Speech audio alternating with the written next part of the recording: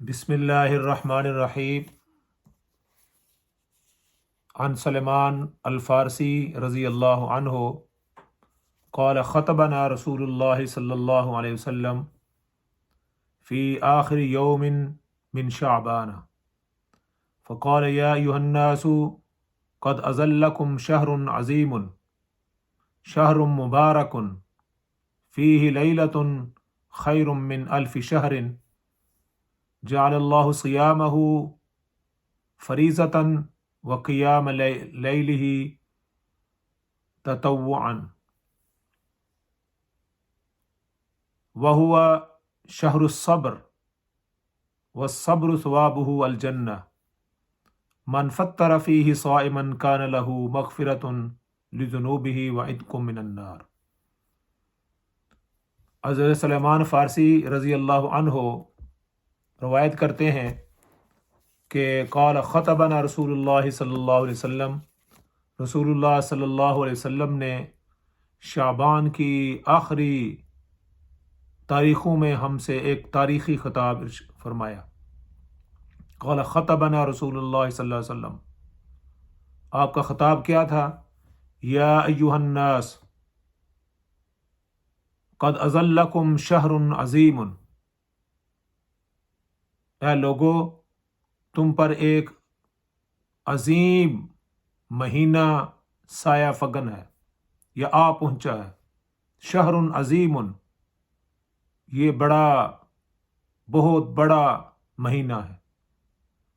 شہر مبارک، یہ برکت والا مہینہ ہے۔ فرمایا ہے فیہ لیلۃ خیر من الف شہر، اس مہینہ کے اندر ایک رات ایسی ہے جو 1000 مہینوں سے افضل ہے، 1000 مہینوں سے افضل رات ہے۔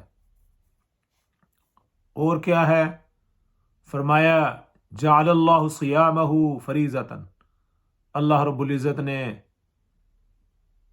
اس رمضان کے مہینے کے اندر روزے کو فرض قرار دیا ہے۔ وقیام لیلہ تطوعا، اور رات کے قیام کو ثواب کی چیز بنایا ہے۔ فرمایا وہو شہر الصبر، یہ صبر کا مہینہ ہے۔ والصبر ثوابہ الجنہ، اور صبر کا ثواب جنت کے علاوہ اور کچھ بھی نہیں، یعنی صبر کا بدلہ اللہ رب العزت کے ہاں جنت کی صورت میں دیا جائے گا۔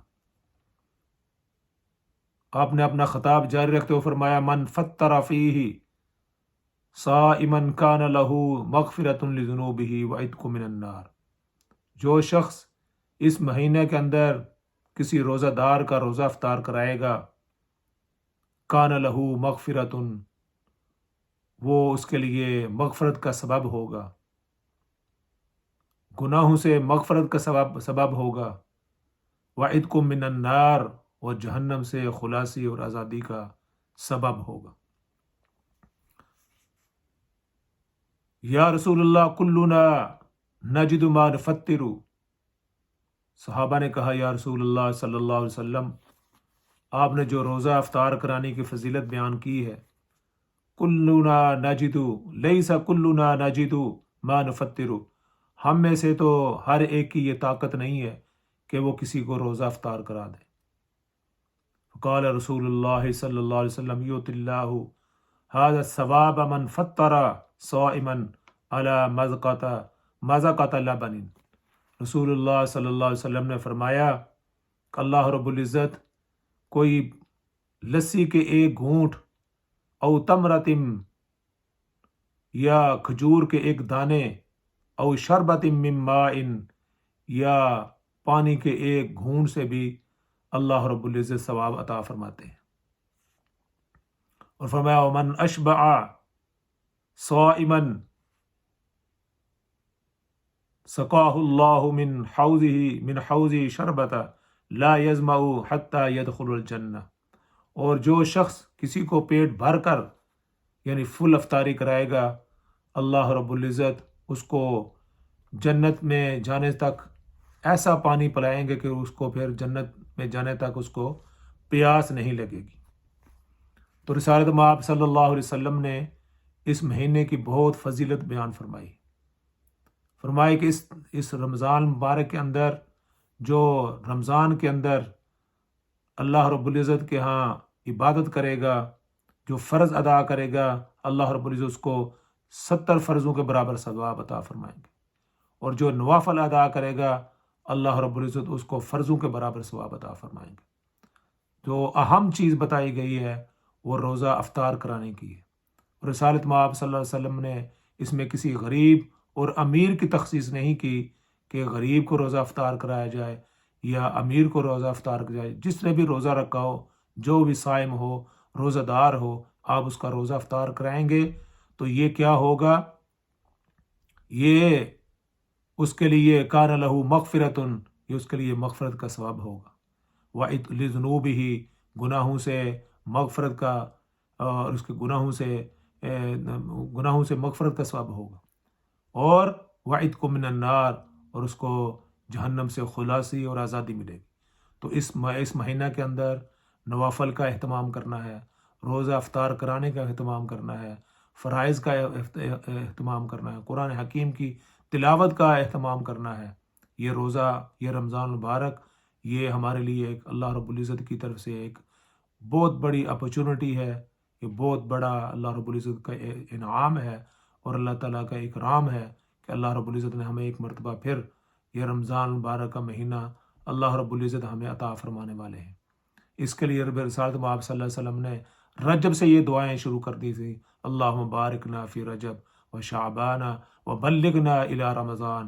یا اللہ ہمارے رجب کے اندر بھی برکت عطا فرما، ہمارے شعبان کے اندر بھی برکت عطا فرما، اور ہمیں وبلغنا الی رمضان، اور ہمیں رمضان تک پہنچا دے. یہ رمضان اللہ کی رحمتوں کا اور برکتوں کا مہینہ ہے. اس میں جتنی برکت اور جتنی نوازشیں ہم اٹھا سکیں ہمیں اٹھانی چاہیے. اپنا بھی خیال رکھیں اور دوسروں کا بھی خیال رکھیں. فرمایا کہ یہ غم خواری کا مہینہ ہے، اس میں دوسروں کے غموں کو ہم نے بانٹنا ہے. اور فرمایا کہ اس میں غرباء کا دھیان رکھیں.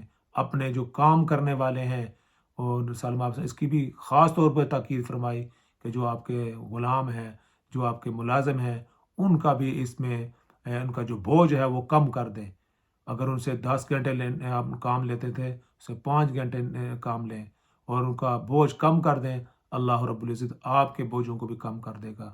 اللہ رب العزت مجھے بھی اور آپ کو بھی رمضان المبارک کی ان جو ساعتیں ہیں ان کا فائدہ اٹھانے کی توفیق عطا فرمائے. ہمارے لیے اس کو جنت کا ذریعہ بنائے اور جہنم سے خلاصی کا سبب بنائے. وآخر دعوانا ان الحمد للہ رب العالمین.